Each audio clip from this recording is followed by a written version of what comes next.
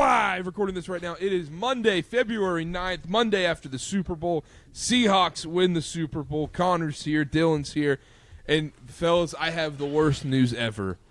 This is the worst day ever, is the Monday after the Super Bowl. Because, one, football's over, NFL's done. We don't get to watch football until September.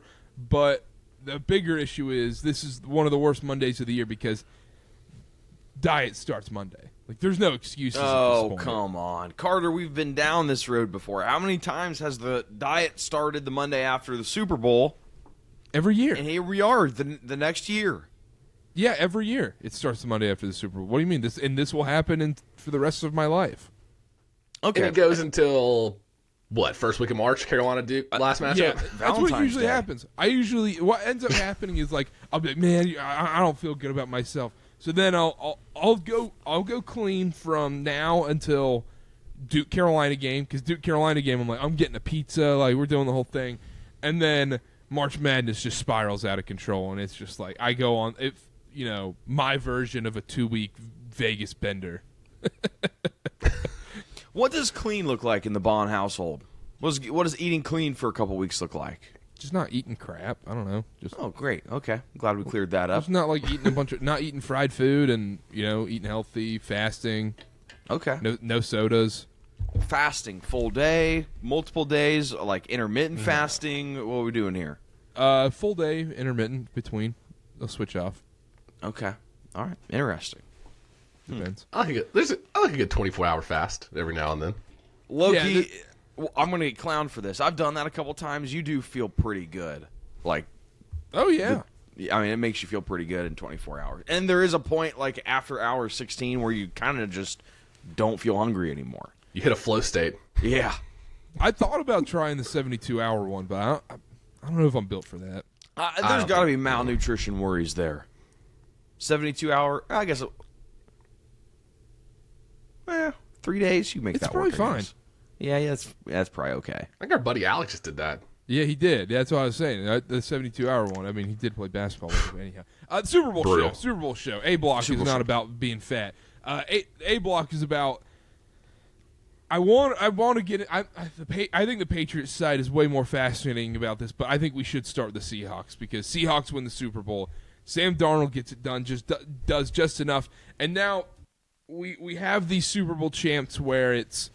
Okay, they were the beneficiaries of having a great defense, and they did just enough.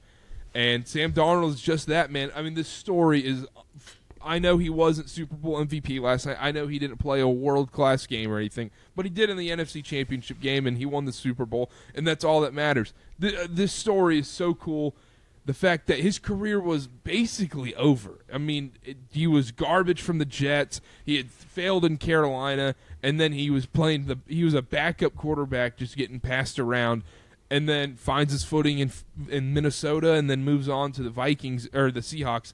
Now, if you're the Vikings, you're like, oh my gosh, you're watching this being like, you got to be kidding me. But also, I think Vikings fans who are like, man, we had Sam Darnold, we could have won with Sam Darnold. You were never winning this Super Bowl with Sam Darnold. Like, you just don't have the defense to do that. Yeah, I think it's a big thing when we make the Darnold comparisons from last year in Minnesota to Seattle and this year. The difference of the defense and the difference what kind of chaos Seattle's defense can create. The chaos, honestly, they created last night, and that there's a very big difference between those two situations. Yeah. Yeah. Go ahead, Karter. I was going to say, the whole time last night watching it, I was like, Sam Darnold is going to hoist the Super Bowl trophy. He's going to hoist the Lombardi trophy. I mean, you go through it. Like you said, Karter, he had the year 2021 in Carolina where they tried to resuscitate him, but he 9 touchdowns, 13 picks, only played half the year or a third of the year the next year, backed up Purdy in San Francisco, and then comes back in Minnesota. I don't think any of us, when he got signed by the Vikings, were any of us like, yeah, this is going to work? I feel like we're kind of like, eh. We're kind of Sam Darnold apologists on this show. There's a clip floating around from a few years ago saying Darnold should start over Purdy, but Niners fans wanted to slash. Hey, Niners fans wanted to slash my tires for it. It's okay. Pin that one on the social media. No, I think we kind of hit the preview pretty well. He didn't do anything to lose him the game. Yeah, drove him down the field, got him in field goal position. Sure, was not great in the red zone early, but You go up 12-0 in a game like that. That's enough. That's enough.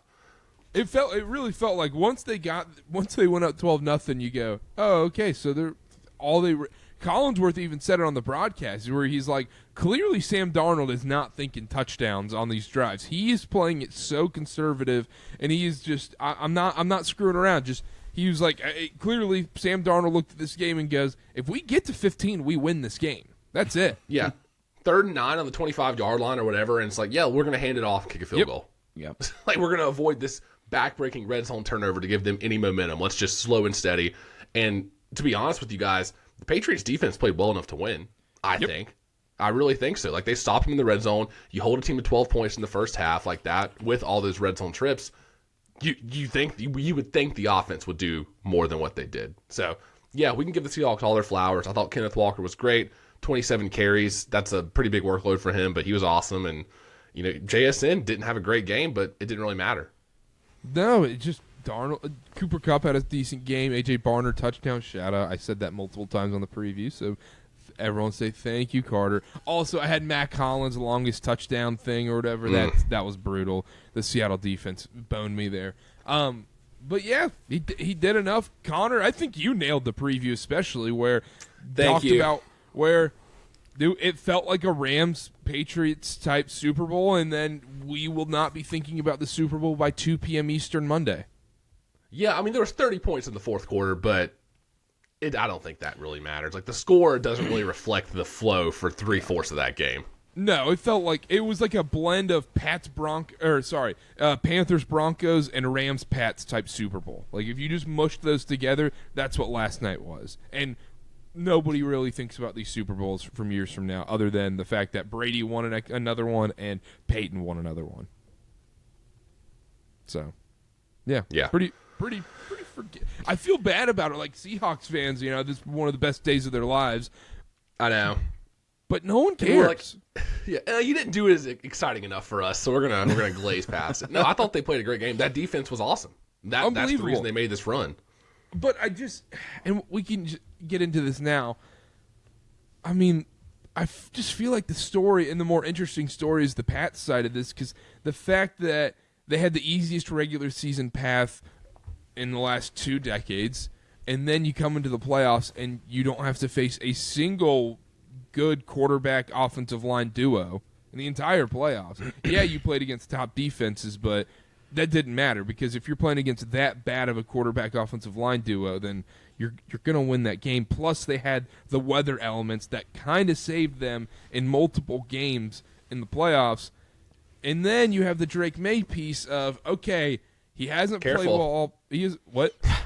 Careful about Drake May. Hold on. But you have the Drake May piece of like he hasn't played well at all in these playoffs, and then it's okay. He's second in MVP voting. He was 1 vote away from winning NFL MVP.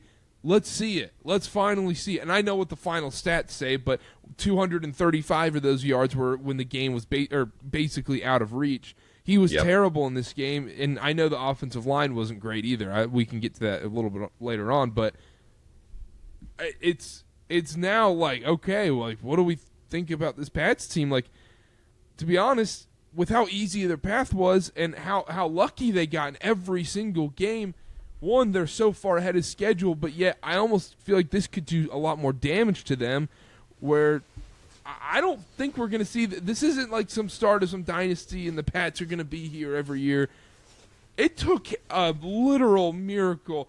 Every little thing had to go their way just to get to the point of the Super Bowl.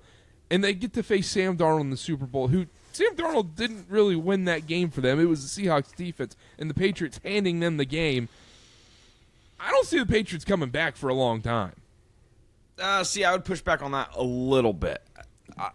I do think they could make their way back, and here I have positives to take away from the Patriots run. I have negatives to take away from the Patriots run. I'll start with the positives. It's Drake May's second year in the league, and he now gets to say he has played on the biggest stage. I think the offensive line has some serious questions. I trust Mike Vrabel. I trust the Patriots to address those issues. And I think at the end of the day, it's your second year in the league. You're playing in the Super Bowl, and you have to face a Seahawks defense, #1 rush defense. So you can't get any semblance of a rush game going, which was very obvious. Drake May was their leading rusher with 37 yards, and then Stevenson and Henderson 23 and 19. And honestly, at the end of the game, they had to make up ground. But there was a point where there was just no interest in running the ball. It's like, we can't run the ball. We're not even going to try. We're going to try to move the ball in various ways. I do give the Patriots credit and Drake May credit, as now he has the experience under his belt. Now you see where the issue is. The Seahawks had, 6 sacks? Like, you got to do something with that offensive line. Will Campbell, I think I have the stat maybe right here for his performance. 14 pressures in the Super Bowl, 27% pressure rate, tied for the most by an offensive lineman in a playoff game since 2018. You have to ask questions about that position there. I don't want to say I'm the last person to be a Patriots apologist by any means, but I do think you can take away the fact that now Drake has the game under his belt. They know what needs to be improved, and I do trust Vrabel more than a lot of other coaches to make those changes. I think that's a good point, Dylan. And what would we have been saying if the Patriots, went 12-5 and won a first-round game and then lost in the second round? We'd have been like, whoa, what a great step forward for Drake May and this team. Like, they're gonna make some noise in the future. So I don't want to penalize them for making it ahead of schedule, getting to the Super Bowl, and then coming out laying an egg like this. I think there's a lot of holes in this team. I think this is a Patriots team that probably shouldn't have been in the Super Bowl in most years, but it just kind of worked out and fell in their favor. But there's a ton of holes on this Patriots team, so I'll be curious to see how they address those. Yeah, it's more so, I'm not penalizing them for this, but I think what does it do to their mental psyche of losing a Super Bowl? We've seen this happen where these teams kind of crumble after losing Super Bowls, and the Eagles were able to figure it out and end up getting back, but think about all these different teams that made their Super Bowl runs, especially the surprise Super Bowl runs in some cases, and they lose in the title game. A lot of them just don't come back. Like Cam Newton and the Panthers, Matt Ryan and the Falcons. We haven't seen Joe Burrow and the Bengals even really sniff another Super Bowl appearance since then. You could say Jimmy Garoppolo and the Niners, but the Niners have been back, so I guess that's a bit of a flawed one. Jared Goff hasn't sniffed a Super Bowl since. So Dan Marino was the other youngest quarterback to make a Super Bowl appearance, and he never went back. He only went to one. So I think this could do a lot of damage. I think it's nice to know that the Patriots, because they're so close on paper that you're in this game against the Super Bowl. You really, it was a game. Even when Drake May had the ball, they're down 2 possessions. It was still a game at that point in the fourth quarter. But yet they felt so far away. Where you're right, Connor. There's just a lot of glaring holes with this team that they can figure out. But guess what? So a lot of other teams in the NFL are figuring out issues right now, and a lot of other teams in the AFC that I trust more than this Pats team. Even though they made the Super Bowl, Mahomes is going to be back. The Kansas City Chiefs have a top 15 draft pick that they can use on a left tackle. Guess what? The Bills are going to be back. The Bengals are probably going to be back in some capacity. The Ravens. And not to mention the Chargers with Mike McDaniels. You're telling me they're not going to be back? They're not going to be better with Mike McDaniels running the show with Justin Herbert and them having an actual healthy offensive line?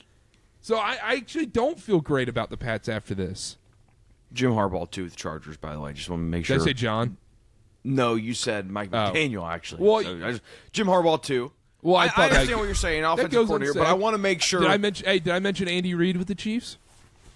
No, I'm just saying you brought out a coach, an offensive coach. I want to make sure that the head coach is getting their flowers too. If you brought out Bieniemy, I would say make sure you're saying Andy Reid. That's going to be the number one thing you're going to hear in training camp is McDaniel and Harbaugh. They love each other. Yep. They just make out. They went out to dinner last night and shared calamari over a glass of rosé. And there will 100% be a picture of them at a steakhouse, both wearing receiver gloves. Yep. And it's they went back to they got a room at the Marina Del Rey Four Seasons just to watch football together late at night. Yeah, that's good. I want to again push back a little bit on the whole. Well, these Super Bowl runner-ups don't make it back. It's very important to remember 6% of starting quarterbacks in the NFL make the Super Bowl. So if you're using that as a gauge for success as a quarterback, the odds are already stacked against you, and I think it's anomalies like Mahomes where we expect to see him every year, Brady where we expected to see him every year. Those are not replicable, and for the record, I don't think the Patriots are going to get to that kind of success. You're saying golf, well, yeah, 6% of quarterbacks are going to play in the Super Bowl every year. I get what you're saying, but it's also the fact of what this does to them mentally after losing this game, where they got beaten down so bad. We've seen this hangover from these teams, especially the year after. Now, you're talking 6, 7, 8 years down the line. Okay, throw that crap out the window. That's fine. Come back, and he is a young enough quarterback. I'm not gonna sit here and say Drake May's never making a Super Bowl again, but I'm saying for the immediate future, for the next few years, I don't see this Pats team coming back. So, I guess you're saying Super Bowl runner-ups, the reason they don't get back is because it does so much damage to their psyche. I'm saying it's because only 6% of quarterbacks make it. That's not the sole reason, but that is one part of it. But it's also the part of they have a lot of glaring holes on this team and had to have the perfect path, the perfect weather just to get to this point. That's not going to happen again. That's not replicable, especially without having to play a top 10. Or really, I mean, outside of Herbert, really, and Herbert had the worst offensive line in the league all season.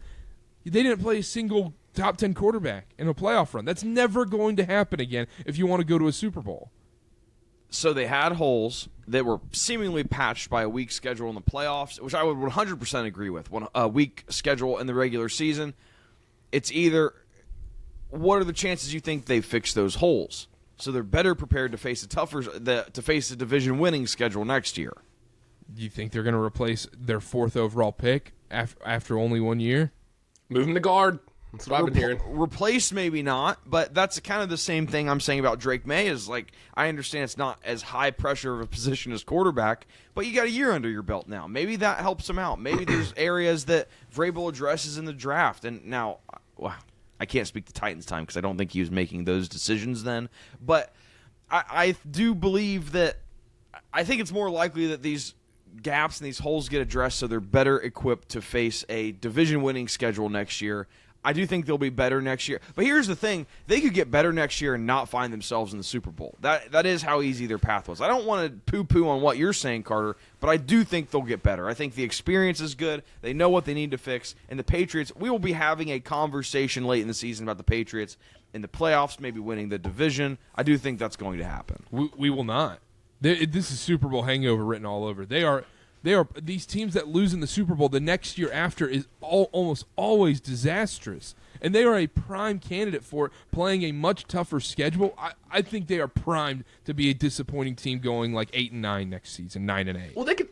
I actually could see that happening too. But they could play the same they did this year and then go 10-7 instead of 14-3 easily because they're going to play it tough. 10-7's not disappointing though. 10-7's fine. Well, that's the thing is I'm going to be interested to see either from the media or Boston fans themselves, where it's like the goalpost kind of move where, the Patriots went 14-3 last year, made the Super Bowl, so a 10-7 wild card appearance the next year is going to be some sort of disappointment or something, which I disagree with. I think they're ahead of schedule, but inevitably that's going to happen. Yeah, you know what the nice part is if you're a Patriots fan, you get to play against the Dolphins and Jets twice a year. That's pretty nice. That is really nice. You look at the schedule, though. Woof. I mean, you got the Bills twice. You got at Chicago, at Detroit, at Kansas City, at the Chargers, Broncos, Seahawks, at Seattle, at Jacksonville, Packers, Minnesota. I mean, all those teams I just mentioned you feel like could be in the playoffs. That's fair. You remember when the Kansas City Chiefs lost the Super Bowl and then Mahomes went on to win 2 more in the next 3 years? Do you remember when the Kansas City Chiefs lost the Super Bowl last year and what happened to them this year? So I got 2 instances. You have 1 instance. Which one's more? Also, do we think... And also, we look at 49ers from 2024, Christian McCaffrey didn't play. We're going to give them the benefit of the doubt of that, right? Wait, what are you talking about? When the 49ers lost, it was technically, I guess, the 2023 season, but they played in 2024. The next season, the 49ers stunk. They didn't have McCaffrey. Well, you can't say they didn't have McCaffrey. I mean, McCaffrey is one of the most injury-prone stars in the league. He's also probably one of the most important players to a team. Sure.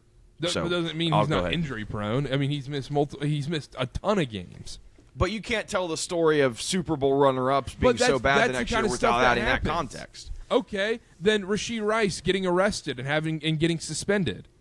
You can't tell the context because he's the most important receiver for the Chiefs of last season. Thank you. Oh my gosh, you're so right. Thank you for making that point for me, Carter. This is the kind of stuff that happens after Super Bowls. You can say, "Oh my gosh, them losing the Super Bowl had nothing to do with McCaffrey getting injured or Rashee." Okay, when the Patriots goes 8-9 next year, and it's like, oh, their star running back got hurt. It's just seasons from hell after the Super Bowl. It happens almost every time. If 8-9 is a season from hell, count me in. Oh my gosh, as a Titans fan, give me a season from hell, please. I can't argue with you there. I'm Panthers fans. You're probably hoping for a season from hell. That wins you the division. Yeah, we did have a season from hell. But if you have Super Bowl expectations, 8-9 is a season from hell. I'm kind of in alignment. I think they will eventually be back here. I think Drake May is going to have a great career. I do think they're a prompt candidate for some regression next year. And I'm not saying Drake May's going to be this butt cheeks quarterback, but I worry about them being back in the next few years because it worked out very, very, very, very. I don't think we understand how well it worked out for them getting to this point. And I need to be clear. I would not refute that. It worked out very well for them to get to this spot. I 100% agree with that. Now, and as far as Drake May conversation goes, very worrisome that you get the weather excuse made game after game after game in the playoffs, and you get to go play in sunny Santa Clara, and you don't look great until the last half of the quarter. Like that is worrisome, and that is noted in the noggin for next year. But I don't know if I'm super worried. How much blame do you put on Drake May in this game? I would say it's more the offense. You go ahead. Go ahead, Connor. I think it kind of goes hand in hand. I think the offensive line's terrible and he had no time, but I also think he missed plenty of open receivers down the field. He truly did. Like, there were times where it was throws he normally makes. Like, if you watch some of the games during the regular season, he hits a lot of those throws, especially in the first half. Like, he's just missing guys. It felt like Cam in 2016, where randomly he's kind of scared in the pocket, and Collinsworth kept talking about it last night on the broadcast. He was unbelievable, by the way. He was talking about on the broadcast where he kept saying how Drake May, you could tell how his internal clock is so sped up, and he the second there's that open guy, he gets way too excited and wants to throw that ball in there. Especially, like, you remember that one, it was 3rd and 7, and I think it was either Diggs or Booty right there for the first down, wide open first down. Drake May threw it like 1,000 miles an hour. It's like, dude, you did not need to zip that one like that. That's a Cam Newton type play. And then, I mean, even when the interception happened and that lost the game, where Collinsworth, they cut to the replay. It's just silence for like 5 seconds, and Collinsworth goes, "Yeah, I got nothing here." and it just, I mean, that was an awful play. And I know Drake May was just trying to make a play, but I don't put this totally on Drake May, but it is just kind of damning when you don't make the throw. Like, I understand what the medium narrative is going to be about Drake May after this one, where it's like, oh, he couldn't make the throws, and even I was trashing on the Pats as a whole more entirely, because I think it's half on the offensive line, half on Drake May, because he had chances to make the plays, but they kind of coincide with each other. When he's getting pressured and getting sped up all game, then that's going to bleed into when he actually does have the time and actually have the chance to make the throws. So there was nothing else on that offense that was doing him any favors. So, like, if he did have a stinker game like he did, the run game could not get it going against that Seattle front seven. Your best deep threat's Mac Hollins, which, Tar Heel, love Mac Hollins. If that's your best deep ball threat, not doing you any favors. Diggs didn't have a great game. There was nothing else on that offense to take any pressure off of Drake May. So, yes, a lot of it's on Drake May, but nobody else on that offense played well either. No, and I don't know. I don't think those receivers played that bad. I mean, it kind of is what it is. There's no star receiver on the Patriots. No, and that's fair. Like that, and that's the point. If you're a they didn't play bad. If you're a Patriots fan or you're optimistic about the Patriots, where it's like, hey, like, we made it here with this offensive line and these butt cheeks receivers. It's like, but they almost feels like they need an entire receiver overhaul in the offseason. Well, it's weird. You've got guys like Pop Douglas and Booty and Williams. It's like, yeah, these guys are decent in their role, but they're all kind of on the same level. They're all awesome wide receiver 3s. Yeah, honestly, yeah. Diggs is a good wide receiver 2, is a decent wide receiver 2, and then every other receiver on this roster is like, I'm thrilled he's our wide receiver 3, not one wide receiver 1. Yeah, I think that's one of the holes they need to address in the offseason. And then I just feel like that Seattle defense just didn't give him a second to breathe. As soon as, like, they were getting to him with 4, and then they'd bring a blitz, and there was nowhere to go. I mean, he just got swallowed up. We talked about the all-accent team with Will Campbell, Xavier Legette. It might be a problem to be on the all-accent team. Well, is that like writing on the wall, like, your career is going to go downhill? Yeah, maybe when we're doing draft evaluation and someone comes in and has a ridiculous accent, and you go, oh, okay, all right, we're good. If I give up 1 sack in the Super Bowl, I'll be working at Amazon tomorrow. Will Campbell, I mean, he's gonna have to stay off social. He's gonna have to stay off social media for a very long time. Yeah, it was a rough performance from him. Not great. I want to give Seattle their flowers, though. I thought they had a great season, and this is, I mean, really the only team to do much on that Seattle defense was the Rams, and then Sam Darnold played well enough in those games to move them on, anyways. Now I don't think you can pinpoint this as like the sole reason or anything because they played the Rams 3 times and whatnot, and blah blah blah. But I mean, when this is why we care so much about Thursday night regular season football, because that 2-point conversion by Zach Charbonnet is the difference of probably the Seahawks going to the Super Bowl and not going to the Super Bowl. Because that was home field, right? That gave them the home field and the 1 seed. Yeah. Crazy. I can't believe it. I cannot believe the Seahawks actually won the Super Bowl with Sam Darnold as their starting quarterback. Awful day for offense fans. Of the 3 contenders in the NFC West, it was the defensive-minded head coach that won the Super Bowl. Shanahan, McVay, and McDonald. Shout out. This is something, now that we're kind of wrapping up, I feel like I can bring up. This is a national championship for Michigan. And this is another win for Michigan over Ohio State. Mike Vrabel from Akron or Canton, Ohio State guy. Mike McDonald puts him in a blender for the better part of 60 minutes. Can I bring up a stat? Sure. I think you'll like this. The 3 worst playoff pass EPA performances happened in this playoffs, like in their playoff runs. And Drake May finished the playoffs with a minus 41.2 pass EPA. Stroud was second at minus 29.7. Aaron Rodgers minus 28.7. Those are the 3 worst in NFL history since they tracked that. Very bad. Let me go on record. Not a good stat. Not a good list to be on this year. And poor Drake May. He was at the Panthers Super Bowl in 2016, 10 years ago. I mean, Santa Clara. That place, man. He can't go back. Cursed? No, you can't go back there. Also, I'm good if we never do another Santa Clara Super Bowl. You're good? I'm good. I don't like seeing sunlight out in the third quarter. I thought that too. This is during the halftime show. I thought it's weird that it's light outside. It needs to be dark. That's the only thing you thought during the halftime show? Yeah, that's really the only thought I had. That's the only thought I had.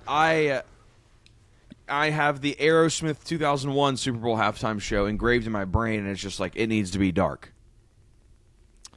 Yeah. Where is it next year? Is it SoFi? SoFi. Yes, and then Atlanta in 28. Okay. Atlanta would be good. Atlanta will get darkness for the halftime show because, number 1, it's a dome. Number 2, it's Atlanta. It's a dome, yeah. Good call. I mean, they just turn the lights off. We need. I think it's a shame that we will never get a snow Super Bowl because they go warm places or places with a dome. We need simulated snow where they drop asbestos like Hunger Games, start controlling the weather. Yeah, they drop asbestos from the ceiling as they're playing. Yeah, it's like, hey, Rashid Shaheed's on a breakaway. Just throw up a huge oak tree right in front of him. How many people lost Shaheed props in this game? I did. When he got that end around and lost 5 yards, I actually started laughing. People were like, what? No, I was actually. He had over 21.5 yards, but 2 receptions. I don't mean this in. This is going to come across mean, or a bad Good start. We'll see. When Kenneth Walker runs in that 50-yard touchdown, Kenneth Walker had to have been like getting every bet left and right. Everybody adding Kenneth Walker anytime touchdown to their parlays and the live bets of Kenneth Walker. When he got that touchdown and then that flag came in, how many TVs were broken? How many? How many sad parties were ruined? Yeah, I was about to say. I was going to say, how many sad occurrences with people's relationships happened because. Why are you so mad, honey? Yeah, I bet a lot of those happened. Yeah, I think a lot of maybe even worse, like starting to get a little aggressive. No. Jesus. It's like, honey, what's wrong? You're a Seahawks fan. Kenneth Walker had a great game. He didn't score a touchdown. That's all that matters. Over under a dozen TVs broken from that flag. I think across America. Yeah, under. Yeah, I want to give people the benefit of the doubt. We're rational human beings. Remote's broken. How many? Remotes, maybe. Yeah. It's much easier to throw. Yeah, okay. Or a phone slam. But then that guy can never be in charge of the remote again at the Super Bowl party. Then you're the guy that can't have the remote at the Super Bowl party. At least 2 people broke a TV from that. Yeah, that's probably true. And how many fans out there, like the way gambling's kind of taken over, how many Seahawks fans are kind of like, yeah, we won the Super Bowl, but pissed they lost a bunch of money on like Walker anytime touchdown or something like that? If they're real Seahawks fans, they would have had A.J. Barner touchdown, Connor. That's right. That's so true. Just real quick on the Seahawks, are they getting back next year? They're like what, favorites to repeat, aren't they? Or They co-favorites? Yep. Plus 750. Rams are plus 800. And then there's a drop off. Rams? I might Stafford's be down on coming the back. Rams. Yeah, I don't know. You're just a Rams fan, Carter. I know. I'm saying I might be down on the Rams. Oh, down on the Rams. I thought. Okay, that's my apologies. As good as Seattle's defense is, I don't know. Puka Nacua. Let's just chill, buddy. All right. What does that mean? He's having himself an off season. That's what that means. Yeah, he's having himself too much of he's having himself a wide receiver off season. That's what he's doing. What's he been doing? Anything racist? No, he's tweeting at Sydney Sweeney, and then he's in the press for certain things, and then he's went on a tweeting date out, with Then he's tweeting out laughing emoji Sam Darnold. Hey buddy, you lost to him, and Sam Darnold had an unbelievable game against you. I don't think you can be tweeting that. Okay. So Puka, let's relax here. You think it's something he picked up at BYU maybe, and it's like dormant for a couple years, and that it's like, I learned this, but it doesn't really kick in the brain subconsciously until. I think that kind of happens at your first stop in college. So like Joe Burrow went to Ohio State and then LSU. Like the Joe Burrow weirdness and stuff comes from Ohio State. Yeah. Puka started at Washington, so I think it's the Huskies issue. Okay, gotcha. So if Jameson Williams ever has any issues, we can blame Ohio State? Yeah. Okay. Yeah. Deal. Well, you're going to do that anyways. You didn't need confirmation on that. Yeah, I didn't need Carter's okay. You can have my blessing. The Kenneth Walker side of this, isn't this crazy? Where Kenneth Walker is now going to be a free agent most likely after the season, after he just won this team's Super Bowl MVP, and he was unbelievable in this game. Sam Darnold didn't really have to do much because of how well Kenneth Walker played. And then just like his path to becoming Super Bowl MVP and becoming a great running back. I mean, like Connor, he was a backup running back at Wake Forest. This is why the transfer portal actually does rule, because he would have been stuck in a system at Wake Forest and then have to go sit a year. And he was stuck doing these stupid delayed handoffs at Wake, and he was the better back in that backfield. It was obvious, and then he's able to go to Michigan State and had an unbelievable season there and goes to the NFL and eventually is now Super Bowl MVP. Dave Clawson, I'm looking at you, man. Hearing Collinsworth talk about the Wake Forest slow mesh kind of like put me in the Matrix. Like I heard I heard him say, "Yeah, that slow delayed handoff at Wake Forest," and my head like snapped around. I was at the dip table. I was like, "What?" Could you believe it? And this doesn't even really matter that much. I think it was second quarter, and it was like second down for the Pats, and they tried to run that slow mesh delayed handoff. Yes. Like, your offensive line is getting obliterated right now. Is getting pushed 5 yards every single time, and you're trying to do a slow delayed handoff to Travion Henderson. What are you smoking here? I do think Kenneth Walker's going to get paid, though. He's, 25? It's funny because he was in a 50-50, sometimes leaning more towards Charbonnet timeshare split the majority of this season. He never had more than 19 carries in a game. And you see him in the Super Bowl, 27 season high in rush yards. Good for Kenneth Walker. You have to pay him now. He's only 25. It's not like I don't think this is going to be a Todd Gurley situation where he just falls off the face of the earth next season. Like, I think he's actually going to be good. Yeah, he looks 34. Who, Kenneth Walker? Yeah. I haven't heard Kenneth Walker talk in a while. I didn't expect his voice to sound like that. Yeah, I know that shocked a lot of people that hadn't heard. Like, yeah. Yeah. Yeah. Yeah, that was funny. Yeah. Anything else in the game? I got some auxiliary notes to bring up. Not really. Drake May missed some big throws, man. I was disappointed with McDaniels. I thought he would move Drake May out of the pocket a little bit more, take advantage of his legs, and he really didn't. Like, I mean, maybe Drake May just didn't have the time or whatnot, but I thought he should have been in a lot more rollout situations. And even when there's a couple times he did, and one he threw it away when Austin Hooper was wide open for a first down. Like, I think Mike McDonald and the Seahawks just had his head spinning in this game. Yeah, that's what it was. Is they made a point to not let him kill them on the ground, not let him get out of the pocket like that, keep him contained. And like I said, they were able to do that with just rushing 4. And then once you bring a blitz, the offensive line was just helpless. And I think he did put him in the blender. Yeah, but I mean, Sam Darnold got credit to Sam Darnold too. I know we probably haven't given him enough credit though. Collinsworth talked about this constantly on the broadcast, where it's like his ability to evade pressure was the difference in the first 2 quarters of that game. That he was able to get by, because the Pats were getting to him. The Pats were getting by the Seahawks offensive line. He was just able to get out of the pocket and make some plays. Yeah, I think you're right. Sam Darnold, man. Sam Darnold is a Super Bowl winner. What other notes you got? I was going to ask some questions. How was the setup? Where'd you guys watch? Food? Things like that. I went too. I did my place, had some people over for the first half, and then they all had young kids and everything. So then they're like, hey, we got to go back and put them to bed. Then I went over to my parents' house, and they had some stuff. So very nice. Double dip. Yeah. Surely you didn't leave during halftime. Oh, when did you commute? Well, it's a 1 minute. It's less than a 1 minute drive. So during one Doritos commercial, that's how long it took.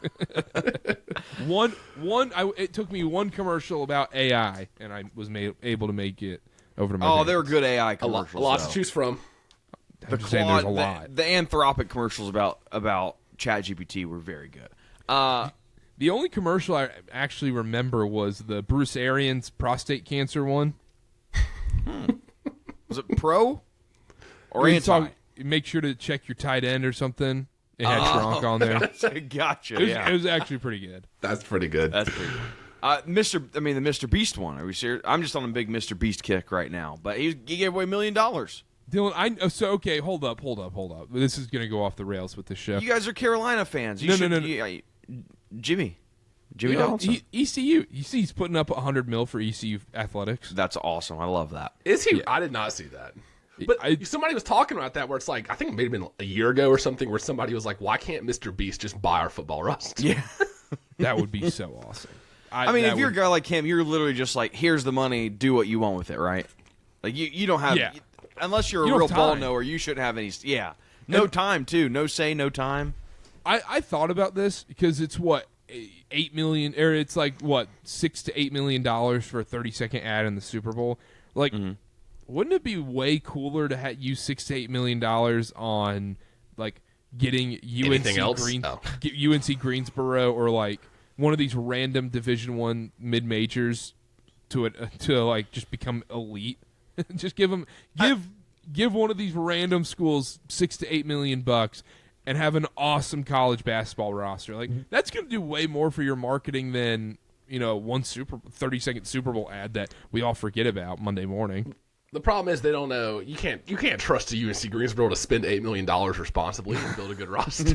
But if you have $8 million and you say, hey, UNC Greensboro, we want to give this to you. We want to decide how to spend it. They're going to say, hey, man, yeah, we'll take it. True. Play like a real life my GM. Yeah, exactly. Anybody can do this. You just need $8 million. Setup. In-laws. Pizza, dips, pretty good food. Some desserts, pretty good food. I'll be honest, you guys are going to be furious. Most of the Super Bowl, me, Abby, brother-in-laws were playing Magic the Gathering. And I just kind of go, hey, what's happening over there? Hey, let's go take a look. I just made a new deck. What do you want me to say? No, it's okay. This was the one to do it. This was the one to do it. I mean, you guys talked about how unmemorable this is going to be. Yeah. You use that as an excuse. I see. How was your ancestral recall? That's a banned card, but that's a poll. Did you just look that up? Did you just look up Magic the Gathering card? I just looked up most famous Magic the Gathering cards. 1 mana, draw 3 cards. OP. It's banned. The Time Walk is crazy. You're a ball knower. I mean, the Time Walk is Magic pretty the Gathering dummy. pot. I got cards coming in today. I have no idea what the F I'm saying. That's funny. Any other notes, Connor, you had? I probably doubled my body weight in buffalo chicken dip and corn dip, and nice wings were made. Yeah, it was a good spread. What was the second dip you said there? Corn dip. Gotcha. So that's something Seth, my brother-in-law, loves the corn dip. I'd never heard of corn dip until I've married into this family. Very good. 10 out of 10. Nice. Would recommend. Okay. Yep. We baked some brownies. That was our offering. Yep. It's a good time. I will say it was kind of weird how time was passing during the game because nothing was really happening for the majority of the first half, first 3 quarters even. And then you look up and you're like, how is there still 7 minutes left in the third quarter? The first quarter, I made the comment, it felt like it droned on. It just felt like it was dragging along. And that's like not, I love defense, go defense, but it was, just objectively a long time for that quarter to go by. And the rest wasn't too bad, but it doesn't really, I love the Super Bowl, don't get me wrong. It doesn't really feel like a football game, though. It feels more like an event. All these people are around, and I'm kind of paying attention to the game, but also I'm talking to these people that I've met for the first time or that I'm catching up with or something like that. I don't know. I almost think it's too much. But that's just what it is. That's just what the Super Bowl is. Here's all these celebrities, and here's $5,000 tickets, and everything but the game. It depends who you're watching with. Yeah. I think what gets me the biggest, and I don't have these people in my life, but I see it on TikTok or whatever. Number one, I guess this is really the only situation. People that will say how nice of the NFL to play a game during the Bad Bunny concert. And this is not Bad Bunny specific. This is every single halftime. Oh, how nice it is for the NFL to play a football game during the Justin Timberlake concert. It's that's just not funny. So I can't stand that one. But I guess that is true for so nice for the NFL to play a game during the Kid Rock concert. That I would say that's also. Now I will say I saw a lot less of that on TikTok. I saw a lot less people clamoring for the Kid Rock concert on TikTok. But what about Facebook? I feel like there may have been more on there. Facebook was surprisingly quiet last night after the Super Bowl halftime, and I had my eyes peeled. I was like, "Oh, how are people going to take God Bless America and Dylan, make that a thing?" Yes, they couldn't understand it. That's true. That's true. That's true. But I was, how are Christians going to go against the only thing more powerful than hate is love? What's going to be the argument there? So I was dying to see it. Never saw it. Yeah. Yeah. I can admit Bad Bunny's just not my thing. And that's, you know what, Carter? That's okay. Listen, this Super Bowl was not for us. Goodell wants to globalize the NFL. He said he wants every team to play a game overseas. Yeah. It's a very smart business move by him. Why on earth was this game not just in London? Goodell wants to talk about moving the Super Bowl outside the U.S. This was the perfect Super Bowl for London. This was the one. You're right on that. Just awful offense. It might as well, but they're both parking the bus basically, and then just an awful game across the board. It should have been played at 11 a.m., 9 a.m. in London, and it could have just been done and dusted. If you have the Super Bowl in London, are you having Bad Bunny do the halftime show? Sure. No, I don't care. Get Ed Sheeran out there. Yeah, I was gonna say you got to get like, Ed Sheeran's a good one. I can't think of any. Charlie XCX.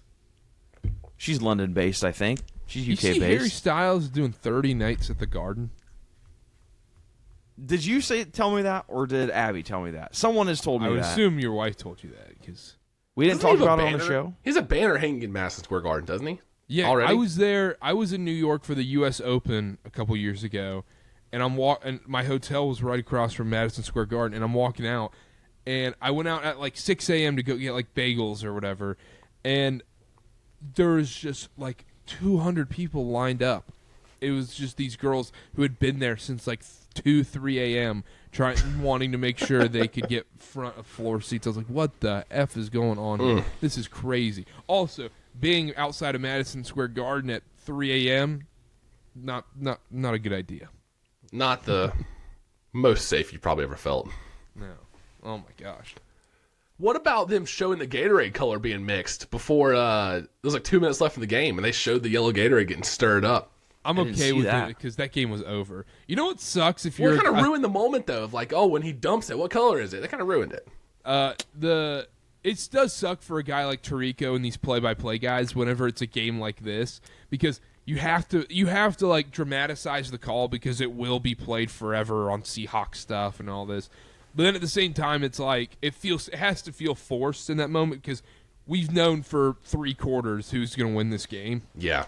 And it's like, and the Seahawks reign supreme as NFL Super Bowl champions, and then it's At least you had time to think about it, you know. yeah. Or you What could am I be gonna lame. say? Like what's Iron Eagle and whatever they write out theirs. Come on. Yeah, you you gotta let it come to you. Let it flow. Yeah, they have them all pre-written. Like, if you have one in the back of your head that you're thinking, like, that's fine.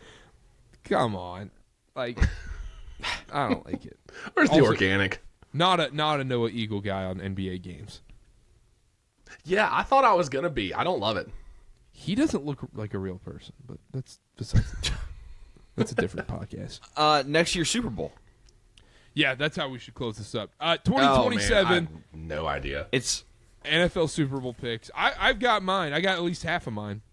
Titans and the Panthers have the same odds to win the Super Bowl. That's kind of crazy considering you guys had such a historic playoff run this year. I saw that, Dylan. I cannot believe that they have the same odds. That's kind of crazy. Super Bowl champion. 2027 Super Bowl picks. Dylan, who you got? Famously, you had Cardinals. You had the Cardinals in it, right? I had the Cowboys. That was a like couple one years of the ago. first years we did it, I think. Cardinals, I can't remember who I had in the AFC. Anyway, 2027 Super Bowl picks. Go. From the AFC, I'm going to have the Bills. From the NFC, I'm going to have the Cowboys. Wow. Give me the Bills. Okay, Connor. I'm gonna match Dylan in the AFC. I'm gonna take Buffalo to make the Super Bowl next year from the AFC. NFC, give me the Lions, and I think I'm going Bills over Lions next year. There's my Super Bowl. In the AFC, I'm going Chiefs. Just do it every single year. I don't care Mahomes is coming off a torn ACL. It doesn't matter. I'm taking the Chiefs every chance I can get. Of course, worked out well for you this year. Except I got to go with the Carolina Panthers. Panthers over Chiefs 2027. Bryce Young wins Super Bowl MVP. You laugh. You laugh now. You laugh now. You saw how Bryce performed better than Drake May in any playoff game. The mouth breathers are going to come to this clip in droves. Oh, this guy knows ball. Oh, this Karter guy knows what he's talking about. Maybe I just know ball. Actually, you should. Yeah. You should. Our Dylan, last few clips. Dylan, I'm sitting here. I'm calling these games from an unbiased perspective, saying, you know what? I actually think Carolina is going to beat Duke, and this is how it's going to happen. Connor and I nailed that preview down to a T. Duke dominates the game for 40 minutes, for 39 minutes and 59 seconds, and then it just doesn't matter because it's the rivalry, and that's what happens. Nailed it. Now, the return game, Duke's probably going to win by 30. Yeah, definitely. There's no way they don't win by 30. I know you're doing that, but I don't care. Reverse jinx. They're going to win by double digits. Dylan's just mad. You know, people are liking our takes, Connor. He just, you know what? I never can. I Dylan, don't care if people like your takes. Dylan, I mean, you nailed the Super Bowl too. You said Seahawks big. Seahawks big, under, every which way. Yeah. AJ Barner. Oh, Yeah, that was AJ me. Michigan man. That was me. Michigan man. I'm always on the AJ Barner train. Did you take him? No. I did take Cup as a squad ride, and we had our chances. I did too. I We did have liked our that chances. pick. But anyway. Well, here's your chance, Carter. Who's winning the Pebble Beach Pro-Am Ooh. this week? Dude, Wasn't the Hideki- guy that won the waste management like plus a bajillion? Hideki He choked, was very right? far behind. He was far behind going into the last day, and Matsuyama blew it. Hey, dude. Yeah, because the Super Bowl pregame, I wasn't watching. I was watching the waste management. Hideki choked. He choked. It was rough. And then, Connor, we talked Scheffler versus Woods at some point. Scheffler shot 6 over in round 1 and finished 3rd place. That was unbelievable. Well, I didn't watch crazy. any of the other rounds or anything. I turned it on, Sunday afternoon around like 4:30, 5 o'clock or whatever. And I'm like, how is Scheffler on the leaderboard? I was like, I thought he was 6 over. Yep, that's just what he does. That is what he does. What he drink during the first round? Yeah, seriously. Hit with the opposite hand. No clue what happened. And then he Play just with cuffs shows up and... I was watching Hideki putt, and then because was it like a plane that flew over or something and caused someone a shadow? yelled. Someone that too, yeah. Someone yelled. There was a plane. You see Jack? You familiar with Jack Doherty? Do you know who that is? One of those streamers. Oh, one of the. I've heard the I've name. seen that kid. Yeah. Banned for life from PGA Tour events for paying What'd he somebody do? to yell. He paid $100. He paid somebody $100 to yell in Mackenzie Hughes' backswing. Can we just Did the ban person him that yelled from? get banned too? Can we? Oh, hey, I don't know. Hey, Ice, go get that kid. Yeah, let's worry less about those that are contributing to society and these in real. That we can do a whole show on IRL streamers that are like streaming, I can't driving. stand Oh it. my gosh, I can't go stand to it. Walmart. What's Carter? You said it. It's one of your biggest fears. Like a TikTok kid with that curly hair comes up to you. These people Connor. raining terror in Walmart With the small little mic. Yeah. Oh my gosh, I'm like sitting there, I'm like arguing on the phone with my wife, being like, "What kind of cheese am I picking up?" Like, oh my, so I got to get this kind of cheese. I'm on this side of that, whatever. But the other problem is, Connor, I was at Madison Square Garden for the BYU Clemson game, I think, whatever, it doesn't matter. Wow. And I'm walking around going to like where the press seats are, and these girls are like doing there's like 2 girls that like 2 separate folk, 2 sets of 2 different girls setting up. They're both doing TikTok dances individually on their phones, and I have to walk behind it. I'm like, I was like, oh, okay, if I wait here, I'm going to look even weirder because it looks like I'm going to be watching. But I also do not want to be in this TikTok in any way, shape, or form. So then That's I tough. just ran through. I ran. So there's a non-zero chance you're in the background of a girl's TikTok somewhere. I What's think that blur that just ran by in the background? there's like the Flash. No, I think they had to do another take. I don't think they were, Ring light choreographed. wasn't set up right. No, it was just a phone propped up. But I keep seeing that way too much now. Like especially if you ever fly out of the Salt Lake Airport, you will see that everywhere. People have no shame anymore. Not even just that. Just in general, like some of the stuff people do in public, just no shame. Oh, None. we can do this right now. I was on now I did fly Southwest. You can say what you want about Southwest. So not the most premium airline and everything. I get that. I'm on a Southwest flight from Denver to Salt Lake, or maybe it's vice versa. Yeah, Denver to Salt Lake, and I get on. It's not a full flight. So, and then I got the exit row, and if you've flown Southwest, I got the exit seat without the seat in front of you, so you have unlimited legroom. Unbelievable. Big dub by me. Huge. But And I had an open middle seat next to me the entire time. Oh. Almost the entire plane had open middle seats, and it was the last row, the exit rows, and they're closing the boarding doors, and all of a sudden I just hear, no, I gotta get on. And just the biggest lady I've ever seen. And she comes in, she's walking through, every middle seat's open, and then she just picked the one next to me. I was like, exit row. Well, of course she did. She was coming for the exit row. There's 5 other sets of other open exit row seats. You were the easiest target. In my mind, there was even some window seats open in the back, and she chose the middle seat next to me. I'm like, oh my gosh, whatever. I'm happy I got the exit row. We get on the flight. She gets into the seat. She places just her jacket on me. Didn't say anything. I didn't have AirPods in because I could hear her. She placed her jacket on me, sat down. I'm like, are you? And I just threw it back on her. It was awkward the whole flight. And then she's like, we're in the air. She's reading her book. And then all of a sudden, the dogs came out to play. And she's taking her shoes off one at a time. Her socks come off at that point. She took her socks off. Like, if you have sandals on, you have to say something. Whatever. Took her socks off. And then she's just like playing with, like, she's just like messing with her toes on the flight. And then the flight attendant comes by and was like, hey, do you guys want to drink, drinks and snacks, whatever. She was like, I want orange juice, water, and a Coke, all with separate ice cups and all of them. And I want every snack you guys have. I want 3 of them and all this stuff. I'm like, lady, you are scum. You are the scum of the earth. At that point, what's better, having the leg room or just sucking it up and going back to one of the back row window seats? Because I would have left. But that's probably what she wanted. If it wasn't an hour and 10-minute flight, I would have asked to switch seats. Brutal. Some people just have no social awareness either. Like taking your socks off on a plane, socks on a metal taxi in the air, and you take your socks off. Ugh, gross. We need to bring back some sort of public humiliation. Like that needs to be okay. Yeah, especially for adults. You're strong for surviving that, Carter. That leads into the D block. Epstein files. Dylan. Wow. Let me get my notes out. Yeah, I will say big winners of the week. Anybody that believed in Pizzagate back in 2016. Yeah. Oh my gosh. A lot of people were quick to say that was a conspiracy. A lot of people are like, go think your local conspiracy theorist. Yeah. It's like, well, yeah, or go apologize. Yeah. That was crazy. Unbelievable. That's my main takeaway.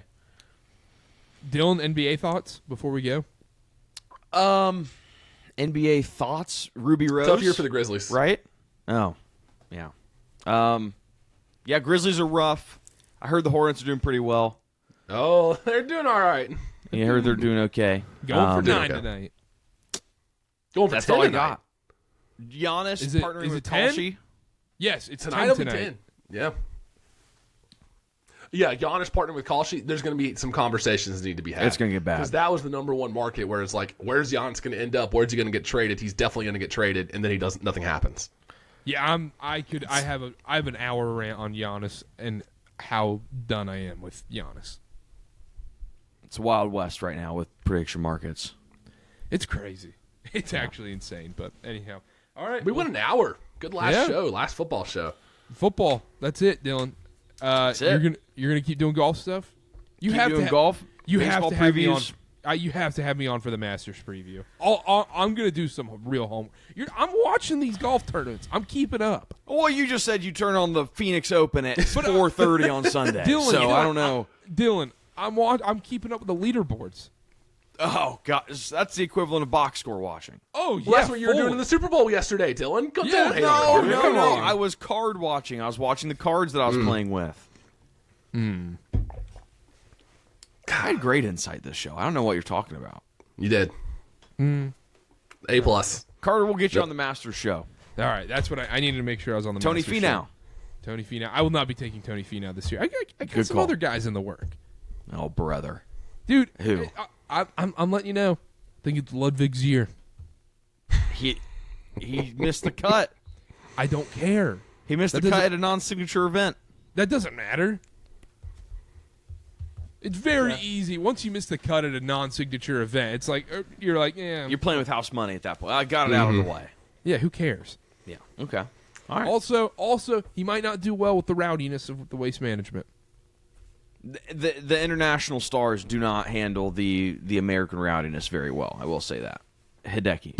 Tell me I don't know ball. Anyhow, make sure to check out the golf content on the YouTube channel. College basketball, NBA, you guys know it by now. So subscribe at KarterKast on everything. Download SeatGeek, use code KarterKast. $20 off your first purchase, $50 minimum purchase required using code KarterKast at SeatGeek.com or download the SeatGeek app today. Make sure to check out, we got college basketball show. That'll be out later Monday night, Tuesday morning as well. We'll have some interviews coming out on there. Got some coach interviews lined up right now, as of now. So hopefully those will fall through. So, anyhow, make sure to follow, subscribe. We'll see y'all next time. Bye.